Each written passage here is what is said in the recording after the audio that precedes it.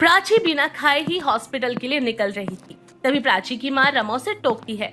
कैसी डॉक्टर है प्रीति तू, खुद खाना नहीं खाया है और ऐसे ही हॉस्पिटल जा रही है। अरे खाना तो खा लेती।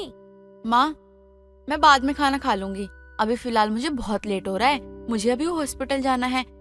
अच्छा तो खाना कब खाएगी? अरे दूसरों का इलाज करती है तू और खुद पर ही ध्यान नहीं देती, ऐसे कैसे चलेगा? चुपचाप से आकर बैठ जा खाना खाने के लिए। अभी मैं सुना नहीं रही हूँ, इसलिए मान ले खुद ही। अपनी माँ के कहने पर प्राची खाना खाने बैठती है और नाश्ते में पराठे देखकर बोलती है, बस यही कारण है मेरे मोटे होने का। अरे माँ, लोग मुझे डॉक्टर मानेंगे ही नहीं अगर मैं ऐसे ही मोटी हो जाऊंगी। आप मुझे थोड़ा हेल्दी खाना खिलाया करो। बस बस रहने दे, अच्छा खाना तेरे गले से नीचे कहाँ उतरने वाला है। तुझे तो बस यही सब पसंद है ना, तो अब इसमें मैं क्या कर सकती हूँ? ये सब छोड़ और ये बता पहले कि अब तक तो तुझे बहुत लेट हो रहा था, अब तू यहाँ बातें कर रही है, अब तुझे लेट नहीं हो रहा? अरे हाँ माँ, आप भी ना मुझे बातों में लगा रही हो, अब जाने दो मुझे, बाय। प्राची जल्दी से खाना खाती है और वहाँ से चली जाती है। प्राची ऐसे ही हॉस्पिटल और घर में ही अपनी माँ के साथ खुश थी। कुछ दिनों बाद प्राची हॉस्पिटल से घर आती है तो घर में नीलम और उसका बेटा दीपक था। रमा प्राची को अंदर लेकर आती है और बोलती है, जी ये है मेरी बेटी प्राची, बहुत ही संस्कारी है। माँ ये कौन है? पहले तो कभी देखा नहीं इन्हें। बेटा ये तुझे देखने के लिए आए हैं, तेरी शादी की उम्र हो रही है और अब तू डॉक्टर भी बन गई है, तो मैंने सोचा क्यों ना मैं तेरी शादी करवा दूं एक अच्छा सा लड़का देखकर। वैसे ना कुछ भी कहो, बेटी है आपकी बड़ी सुंदर और ऊपर से डॉक्टर भी है। जी बिल्कुल, मेरी बेटी ने डॉक्टर बनने के लिए बहुत मेहनत की है, दिन रात बस पढ़ती ही रहती थी, तभी तो इसने मेरा नाम रोशन कर दिया। मुझे अपनी बेटी पर बहुत गर्व है। जब आपकी बेटी इतना कुछ कर सकती है, आपको गर्व क्यों नहीं होगा? और मुझे आपकी बेटी बहुत ही पसंद है। दीपक तू बता, कैसी लगी तेरे को प्राची? माँ, मुझे तो प्राची ना बहुत अच्छी लगी। अब आप देख लो कि आगे क्या करना है। आगे क्या, आगे तो हमारी तरफ से ना शादी की बात चलेगी। बहन जी आप बताइए, आपका रिश्ता मंजूर है या नहीं है? अब मुझे तो बहुत पसंद है आपका बेटा दीपक, अच्छा काम भी करता है, लेकिन अब मैं बिना प्राची से पूछे रिश्ता नहीं तय कर सकती हूँ। आखिर आगे की जिंदगी इन दोनों को ही तो बितानी है ना साथ में। बिल्कुल सही कहा बहन जी आपने, बच्चों की जिंदगी है और बच्चों की राय लेना बहुत ही जरूरी है। हम कुछ भी कर लें, लेकिन बच्चों की मर्जी के बिना शादी कर दें वो अच्छा नहीं लगेगा ना। जी बहन जी, आपने बिल्कुल सही कहा। दीपक प्राची तुम दोनों कमरे में जाकर थोड़ी देर बात कर लो। अगर तुम दोनों को लगे कि हाँ तुम दोनों एक दूसरे के साथ अपनी पूरी जिंदगी निकाल सकते हो तो हमें खुशी होगी और फिर अच्छा सा मुहूर्त देकर हम तुम दोनों की शादी कर देंगे। प्राची और दीपक अकेले में मिलते हैं और बात करने के बाद प्राची को भी दीपक पसंद आ जाता है। कुछ दिनों बाद प्राची और दीपक की शादी हो जाती है। शादी के बाद प्राची की पहली रसोई की रस्म थी और प्राची सबके लिए पूरी सब्जी, आलू के पराठे, चाय सब कुछ अच्छा अच्छा बनाती है। जब ये खाना नीलम और दीपक देखते हैं तो वो दोनों हैरान रह जाते हैं। अरे वाह, डॉक्टर बहू की रसोई में खाना भी बनता है, अच्छा है। हमें लगता था कि तुम उबला हुआ ही खाना दोगी हमें, लेकिन देख के खाना तो बड़ी अच्छी खुशबू आ रही है। डॉक्टर बहू की रसोई में चटपटा खाना भी बनता है। माँ आपने बिल्कुल सही कहा। और प्राची, तुम्हें इतना कुछ बनाना आता था, तुमने बताया नहीं कभी। मुझे सब कुछ आता है बनाने, डॉक्टर हूँ तो क्या, रसोई का सारा काम आता है मुझे, वो भी बहुत अच्छे से। जो भी खाते हैं लोग मैं वो सारी चीजें बना लेती हूँ। बहू हमें देखकर लग ही रहा था तूने खाना अच्छा ही बनाया होगा। तो माँ जी देरी कैसी, खाओ ना और बताओ कैसा बना है। इतना सब कुछ देखने के बाद ना मुझे बहुत जोरों की भूख लग गई है, जल्दी से खाना लगाओ। सब लोग खाना खाते हैं और सबको प्राची का बनाया हुआ खाना बहुत अच्छा लगता है। ऐसी प्राची रोज चटकारेदार मसाले वाला खाना बनाती, सब लोग उसे मजे से खाते भी। ऐसे ही कई दिन निकल जाते हैं। कुछ दिनों बाद नीलम के पेट में गैस बनने लग जाती है। अरे राम, ये क्या हो रहा है? ये गैस कैसे बन रही है? और अचानक मेरे पेट में बहुत दर्द हो रहा है। बहू, अरे बहू भी घर में नहीं है, दवा कहाँ से लाऊं? हाय ये दर्द, अगर ये दर्द ज्यादा हुआ पता नहीं क्या हो जाएगा। नीलम के पेट का दर्द काफी ज्यादा बढ़ चुका था और नीलम घर पर ही अपना पेट लेकर बैठी रहती। शाम के समय प्राची और दीपक दोनों अपनी अपनी नौकरी से वापस आते हैं और नीलम को ऐसे दर्द में देखकर तुरंत दीपक अपनी माँ को कमरे में लेकर जाता है। माँ, क्या हुआ आपको? आपकी तबीयत ठीक तो है ना?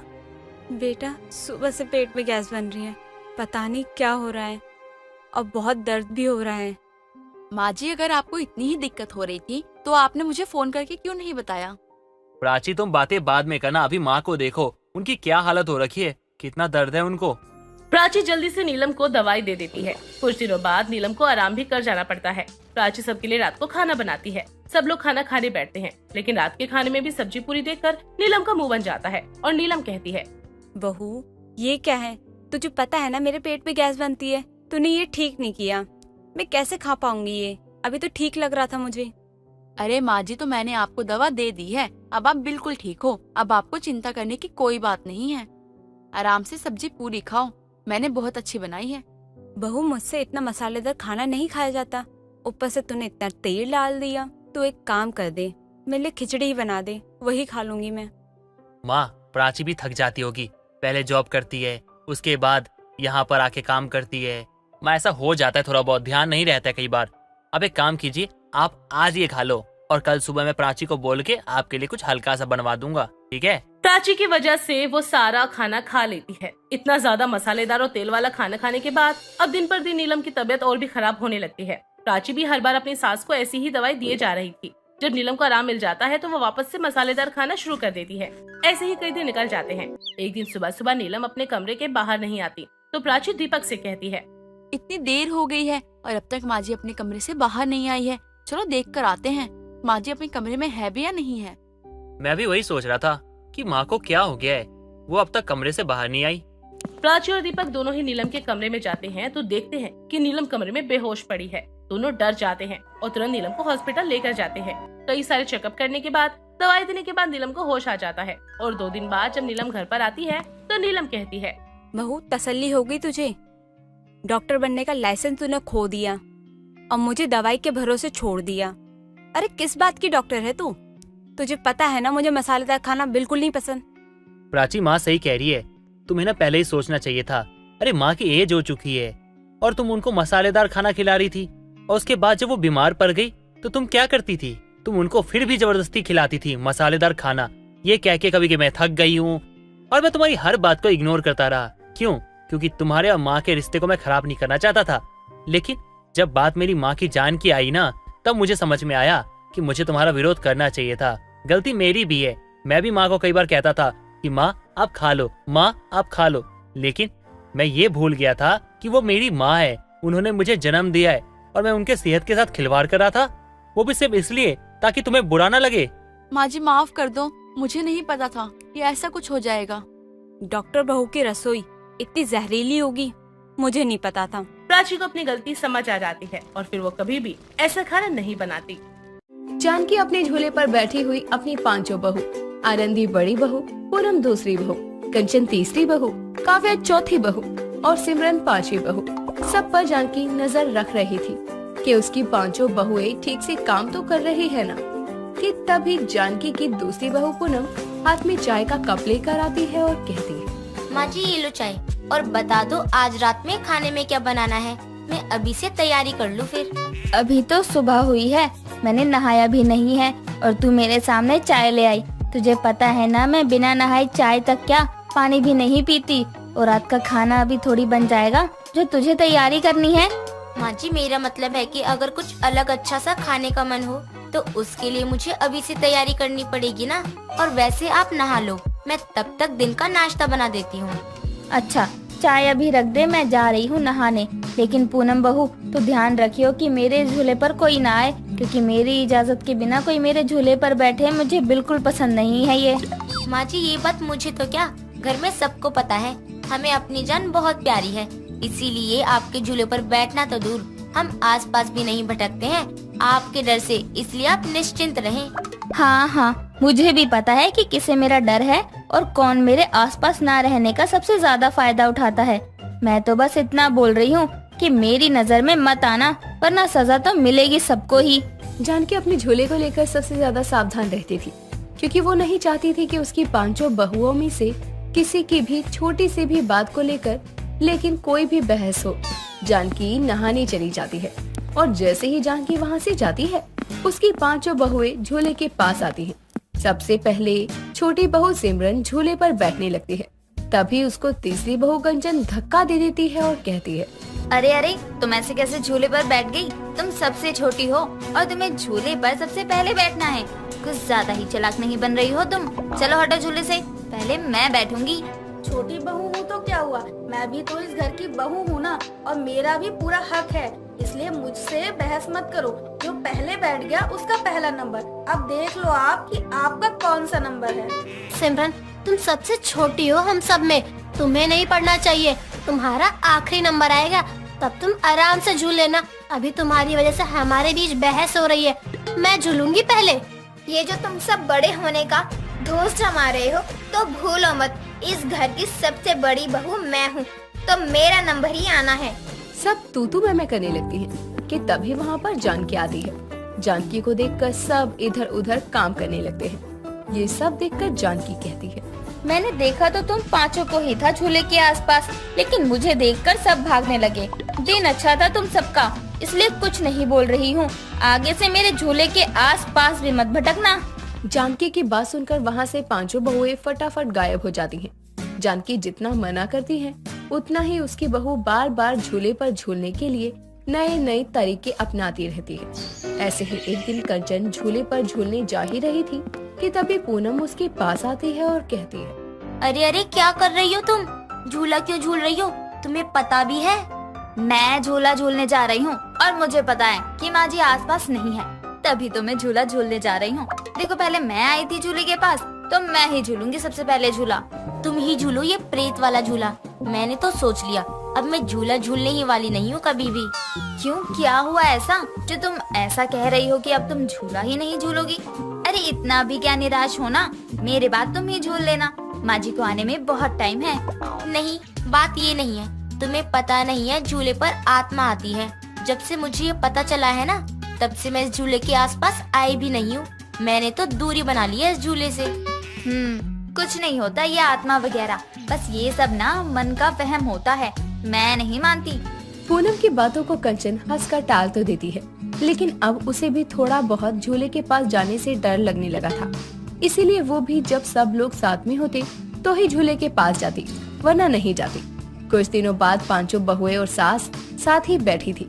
तभी उसकी सास झूला झूलते हुए सबको बताती है, पता है ये झूला ना सबकी मुराद पूरी करता है। मुझे ये मेरी सास को उनकी सास ने दिया था। पुश्तैनी झूला कह सकते हो इसे, इसलिए मैं इसे बहुत संभाल कर रखती हूँ। देखा, मैं कहती थी ना, इसमें आत्मा का साया सब रहता है। और अब तो माँ जी ने भी बोल दिया कि ये पुश्तैनी है। अब तो पक्का इसमें पता नहीं कौन सी पुश्तों का साया है।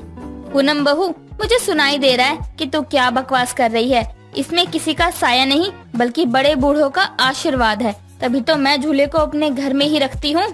माँ जी, वो तो बस मैं ऐसे ही बोल रही थी। माँ जी, वैसे कहा जाता है कि झूलों में आत्मा आती है, इसलिए बहुत ही कम लोग झूले को अपने घर में डालते हैं, वरना आपने देखा होगा कि घर में कोई भी झूला नहीं रखता है। हाँ माँ जी, ये बात तो मैंने भी सुनी है, हर कोई यही बोलता है, तो इसमें कहीं ना कहीं थोड़ी बहुत तो सच्चाई होगी ना। और मुझे तो तभी से रात में झूले के आसपास जाने से भी डर लगता है। हाँ, ऐसा कहा जाता है, लेकिन मैं अपने बड़ों बूढ़ों का अपमान नहीं कर सकती। जब उन्होंने अपने साथ इस झूले को हमेशा रखा, तो मैं क्यों नहीं, मैं भी इस झूले को अपने साथ ही रखूंगी। वैसे अब तक कुछ नहीं हुआ, ठीक वैसे ही आगे भी कुछ नहीं होगा। ठीक है माँ जी, अगर आपको ऐसा लगता है तो हम में से किसी को भी कोई परेशानी नहीं होगी। परेशानी भी होगी तो कैसे होगी? अरे मैं जब तक हूँ तब तक कोई कुछ बोले तो। और वैसे भी मेरे झूले के बारे में जो बहू ज्यादा सोचेगी, मैं उसी को अपने सारे गहने जेवर दूंगी। सच में माँ जी? और नहीं तो क्या। अरे जो मेरे बारे में सोचेगा, मेरी खुशी के बारे में सोचेगा, तो भला मैं क्यों ना उसके बारे में सोचूं? अच्छा, मैं अपने कमरे में जा रही हूँ, बहुत थक गई हूँ। जानकी की बात सुनकर उसकी पांचों बहुओं के मन में लालच आ जाता है और वो सब अपनी सास के आगे पीछे घूमने लगते हैं। झूले को साफ रखना, जब जानकी घर में ना हो तो झूले पर ना झूलना, ताकि जानकी को बुरा न लगे। ये सब चलता रहता है। कुछ दिनों बाद जानकी झूले पर झूल रही थी, तभी झूला टूट जाता है। झूले के टूटने की आवाज सुनकर पांचों बहुएं अपने अपने कमरे से आती हैं और एक साथ कहती हैं, माँ जी, ये क्या हुआ? तुम सबको दिख नहीं रहा क्या? झूला टूट गया है और मैं गिर गई हूँ। अंधी हो क्या पांचों की पांचों? लेकिन माँ जी, गिरी कैसे आप? और माँ जी, आपका ये पुश्तैनी झूला तो गया 12 के भाव। इतने सालों से चल रहा था तो दम तो निकल जाना ही है ना। अच्छा ही हुआ कि मैं नहीं बैठी, कहीं मेरे बैठने के बाद गिरता तो माँ जी मुझे गिरा हुआ देखकर उठाती नहीं, बल्कि झूला टूटने के लिए सुनाती ज्यादा। हाँ माँ जी, अच्छा हुआ हम अब तक ना ही झूले पर बैठ पाए और ना ही झूले के ज्यादा मजे ले पाए। मजा तो तब लेते ना जब ये हमारे लिए बचता। माँ जी ने झूला ही तोड़ दिया, अब हम क्या करें? तुम सब खड़े खड़े अपनी राय ही देती रहोगी या कोई मुझे भी उठाएगा? जानकी की बात सुनकर पांचों बहुएं जानकी को उठाने लगती हैं। उठाने के बाद जानकी खड़े होकर बोलती है, लगता है झूले की उम्र बस यहीं तक की थी, लेकिन कोई बात नहीं, अपने बेटे को बोलकर ये झूला कबाड़ी वाले को दे दूंगी। माँ जी अब हम नया झूला लगवा ले। हाँ माँ जी, नया झूला ले आते हैं ना, क्योंकि अब तो ये झूला टूट गया है। अब आपको अपने झूले की कमी काफी महसूस होगी, तो हम नया झूला ही ले आते हैं। माँ जी, मेरी जान पहचान में एक है भी तो जो काफी अच्छे अच्छे झूले बनाता है। हम अब की बार नए डिजाइन वाला झूला बनवाएंगे, ठीक है माँ जी? नहीं, हमारे घर में ही ये झूला रहना था। अब ये झूला टूट गया है तो दूसरा कोई भी झूला नहीं आएगा। पांचों बहुओं का एक झूला टूट जाता है और उसके बाद फिर कभी भी घर में झूला आता ही नहीं है। हिमांशी और प्रियंका काफी क्लोज कजन होते हैं। दोनों एक दूसरे को बहन से भी बढ़कर मानती हैं और अपने घर पर बस यही कहती रहती कि दोनों की शादी तो एक ही घर में होगी, ताकि वो साथ साथ रह सकें। और परिवार वालों ने भी दोनों की बात मानकर एक ऐसे ही घर में दोनों का रिश्ता तय कर दिया। घर में शादी की तैयारियां चल रही थी, तभी प्रियंका कहती है, हिमांशी, शादी के बाद कितना मजा आएगा। हम दोनों एक ही साथ एक ही घर में रहेंगे, एक साथ घूमने जाएंगे, कितना मजा आएगा। हाँ हाँ, शादी के बाद तो बहुत मजा आएगा। हम दोनों तो वैसे भी हर जगह मस्ती करते रहते हैं, पर जब हम दोनों साथ होंगे तो वहाँ तो मजा ही आ जाएगा। हम दोनों की सास तो एक ही है, उनको तो हम घन चक्कर बना देंगे। जैसे ही बुढ़िया हम दोनों में से किसी से भी लड़ने की कोशिश करेगी ना, मैं उसे दिन में तारे दिखा दूंगी। हाँ हाँ, ये तो होना ही है। ऐसे ही हंसी खुशी हल्दी मेहंदी संगीत सारी रस्में भी हो जाती हैं और वो दिन भी आ जाता है जब दोनों बहनों की शादी एक ही घर में होने वाली है। हिमांशी और प्रियंका दुल्हन के जोड़े में बहुत ही सुंदर लग रही थी। पुनीत और पंकज भी दूल्हे के लिबास में जच रहे थे। चारों की शादी बड़े ही धूमधाम से हो जाती है। गृह प्रवेश की रस्म चल रही होती है, तभी प्रियंका और हिमांशी की सास सारिका उनसे कहती है, पहले बड़ी बहू यानी हिमांशी का गृह प्रवेश होगा, उसके बाद प्रियंका का गृह प्रवेश होगा। बेशक हिमांशी बड़ी बहू है, लेकिन शादी तो साथ ही हुई है हम दोनों की, तो साथ में ही प्रवेश करेंगे। हाँ हाँ, प्रियंका बिल्कुल सही कह रही है, हम दोनों तो साथ में ही गृह प्रवेश करेंगे। अरे बहुओं, ये कैसी जिद है भला? रस्म तो रस्म के हिसाब से ही होगी। अब दोनों चुप हो जाओ और हिमांशी बहू जाओ गृह प्रवेश की रस्म पूरी करो। सारिका अपनी बात के आगे दोनों बहू की कोई बात नहीं मानती। इस बात से हिमांशी को गुस्सा आ जाता है, क्योंकि सारिका की बात सुनकर प्रियंका उदास हो जाती है। हिमांशी गृह प्रवेश की रस्म के लिए चावल से भरा लोटा अपने दाहिने पैर से ऐसे मारती है कि पूरे घर में चावल बिखर जाते हैं और लोटा सारिका के सर पर जाकर लगता है। ये देखकर पड़ोसन विमला कहती है, नई बहू ने तो अभी से ही अपने रंग दिखाना शुरू कर दिए हैं, आगे ना जाने क्या क्या देखने को मिलेगा। अगर ऐसे ही रहा ना सारिका, अगर तेरा रोज ऐसे ही सर फूटने वाला है तो मुझे तो बड़ा मजा आएगा ये देखने में। सारिका सर पकड़कर मन में सोचती है, इन औरतों को तो बस राई का पहाड़ बनाने की आदत है। नई बहू है, गलती से हो गया उससे, उसने जानबूझकर थोड़ी किया है ये सब। हम कब कह रहे हैं कि उसने ऐसा जानबूझकर किया है, हम तो बस बता रहे हैं। दीदी को इसके सर पर और जोर से मारना चाहिए था, अकल ठिकाने आ जाती इसकी। सर फूट गया तब भी मेरी तरफदारी कर रही है, इतनी भी भोली नजर नहीं आती है ये। वैसे विमला कह तो सही रही है, मुझे भी यही लगता है। हिमांशी ने ये लोटा मेरे सर पर जानबूझकर ही मारा है। इन दोनों बहनों को तो मैं बाद में देखूंगी। माँ जी, आपको ज्यादा तो नहीं लगी ना? मुझे पता ही नहीं चला, मैंने इतनी तेज मार दिया लोटे पर पैर, माफ करना माँ जी। अरे बहू कोई बात नहीं, छोटी मोटी बातें तो होती रहती हैं। प्रियंका बहू अब तुम अपना गृह प्रवेश करो, टाइम निकल रहा है।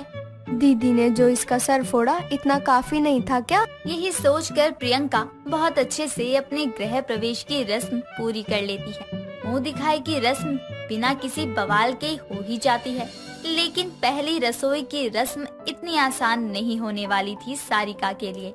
सुबह का समय होता है। सारिका अपनी दोनों बहुओं से कहती है, तुम दोनों को ये तो पता ही होगा कि अब तुम्हारी पहली रसोई की रस्म है, तो दोनों जाकर खाना बनाना शुरू कर दो। और हाँ, ज्यादा ऑयली कुछ भी मत बनाना, क्योंकि ऑयली चीजें घर में कोई नहीं खाता। हिमांशी और प्रियंका अपनी सास की बात सुनकर रसोई में जाती है। रसोई में कौन सा सामान कहाँ रखा है ये देखने लगती है। तभी प्रियंका कहती है, पता नहीं कैसे रहते हैं ये लोग, पूरा किचन छान लिया लेकिन एक भी मैगी का पैकेट नहीं मिला। मैं भी तो वही देख रही हूँ, पूरे किचन में एक भी मैगी का पैकेट नहीं है। अब पहली रसोई की रस्म कैसे पूरी होगी? क्यों ना कॉफी बना ले दीदी, मीठा भी हो जाएगा और पहली रसोई की रस्म भी हो जाएगी। वैसे आइडिया तो अच्छा है और मैं कॉफी भी बहुत अच्छी बनाती हूँ, लेकिन ब्लैक कॉफी बनाऊंगी तो मीठा कैसे होगा? दीदी आप भी ना कभी कभी कैसी बातें करती हो। अब बुढ़िया ब्लैक कॉफी कैसे पिएगी? उसके लिए तो आपको मिल्क वाली ही कॉफी बनानी पड़ेगी ना। हाँ ठीक है, फ्रिज में से दूध निकाल कर दे। काश घर पर खाना बनाना सीख लिया होता तो कुछ अच्छा बनाकर खिला देती। कोई बात नहीं दीदी, वैसे भी अब यहाँ पर खाना ही तो बनाना है, सीख लेंगे। अभी तो कॉफी बनाकर पहली रसोई की रस्म पूरी करते हैं। दोनों बहनें जल्दी से कॉफी बना लेती हैं। दोनों ने बहुत ही टेस्टी कॉफी बनाई होती है। कॉफी बनने के बाद दोनों बहनें अपनी सास को बुला लेती हैं। तभी उसकी सास कहती है, इतनी जल्दी खाना बना लिया, मानना पड़ेगा तुम दोनों को। तो मैं जल्दी से खाना खाकर बताती हूँ कैसा बना है। माँ जी लो कॉफी। कॉफी पीने का टाइम है, मैं पहले खाना खाऊंगी, उसके बाद ही कॉफी पीऊंगी। जल्दी से खाना लगा दो। माँ जी, हमने हमारी पहली रसोई की रस्म में ये कॉफी बनाई है। ये सुनकर सारिका अपना सर पकड़ लेती है और कहती है, मेरे तो भाग ही फूट गए। अपनी पहली रसोई में कॉफी कौन बनाकर लाता है बहू? जरा भी दिमाग नहीं है दोनों में। खैर है भी तो बहनें, दिमाग कैसे ही होगा। माँ जी हम दोनों ने किचन में मैगी का पैकेट बहुत ढूंढा, लेकिन एक भी मैगी का पैकेट नहीं मिला, तो इसलिए हमें कॉफी ही बनाकर लानी पड़ी मजबूरन। हाँ माँ जी, प्रियंका बिल्कुल ठीक कह रही है। तुम दोनों बहनों में से किसी एक को भी खाना बनाना नहीं आता? माँ जी बिल्कुल भी नहीं, वो तो बस मैगी बनाना और कॉफी बनाना आता है। गई भैंस पानी में, दो दो बहू होने का कोई भी फायदा नहीं है। इतने में ही हिमांशी का पति पंकज वहाँ आ जाता है और कहता है, तो माँ दोनों की पहली रसोई की रस्म कैसी रही? मैं भी तो चखूं जरा क्या क्या बनाया है खाने में। ले पी ले ये कॉफी, यही बनानी है इन दोनों बहुओं ने पहली रसोई की रस्म में। सारिका की बात सुनकर पंकज हंसते हुए कॉफी पी लेता है और कहता है, कॉफी तो वाकई बहुत ही अच्छी बनी है। माँ आप भी ऐसी कॉफी बनाना सीख लो। तू तो अभी से ही जोरू का गुलाम हो गया। कॉफी ही तो है, कॉफी तो कोई भी अच्छी बना सकता है। माँ जी आप तो खामा परेशान हो रही हैं। मैं खाना बनाना सीख लूंगी। अगर तब भी मुझे खाना बनाना नहीं आया तो मैं पुनीत से कहकर खाना बनाने वाली रखवा लूंगी। तू तो अभी से ही मेरे घर को लुटवाने की तैयारी कर रही है। घर में कोई भी खाना बनाने वाली नहीं आएगी, हम तीनों ही मिलकर खाना बनाएंगे। मुझे जरा भी बर्दाश्त नहीं होता मेरी रसोई में कोई और कदम रख ले तो। मेरी रसोई तो ऐसे चिल्ला रही है जैसे सोने का खजाना गड़ा रखा है इस रसोई में। प्रियंका बहू तू क्या खड़े खड़े मुंह बना रही है? चलो दोनों मेरे साथ किचन में, मैं तुम दोनों को खाना बनाना सिखाती हूँ आज से ही। इतना कहकर सारिका, प्रियंका और हिमांशी दोनों को किचन में ले जाती है और खाना बनाना शुरू कर देती है। ऐसे ही कुछ दिन बीत जाते हैं और हिमांशी को अच्छे से खाना बनाना आ जाता है। एक रोज सारिका घर के बाहर झाड़ू लगा रही होती है। तभी विमला आती है और कहती है, क्या हुआ सारिका बहन, दोनों बहनों ने मिलकर घर से बाहर निकाल दिया क्या? भला मेरी दोनों बहुएं मुझे क्यों घर से निकालेगी? जो गृह प्रवेश की रस्म में तेरा सर फोड़ सकती है वो क्या नहीं कर सकती। शुक्र है तू बच गई उस दिन, वरना मुझे तो लगा था आज तो स्वर्ग पहुंच जाएगी। मेरी दोनों बहुएं बहुत अच्छी हैं। आखिर दोनों बहनों की एक ही तो सासू है। मेरी सारी बातें मानती है मेरी बहुएं। तुझे देखकर तो ऐसा नहीं लगता कि वो तेरी सारी बातें मानती हैं। तभी तो तू इतनी सुबह घर के आंगन में झाड़ू लगा रही है, वो भी अकेले। इतने में ही हिमांशी और प्रियंका वहाँ आ जाती है और दोनों साथ में विमला को देखकर समझ जाती हैं कि ये जरूर उसकी सास की जले पर नमक छिड़क रही है। तभी हिमांशी कहती है, माँ जी आपसे कितनी बार कहा है आप काम मत किया करो, हम दोनों कर लेंगे। देख लिया मेरी बहुएं मेरी कितनी चिंता करती हैं। सारिका की बात सुनकर विमला मुंह बनाकर वहाँ से चली जाती हैं। दोनों बहनों की एक ही सास होती है। धीरे धीरे दोनों बहनें अपनी सास को समझने लगती है और उनकी सेवा करके खुशी से रहने लगती हैं। दोस्तों, अगर आपको ये कहानी पसंद आई तो इसे लाइक करें, शेयर करें और कमेंट करके बताएं कि कहानी में आपको सबसे अच्छा क्या लगा।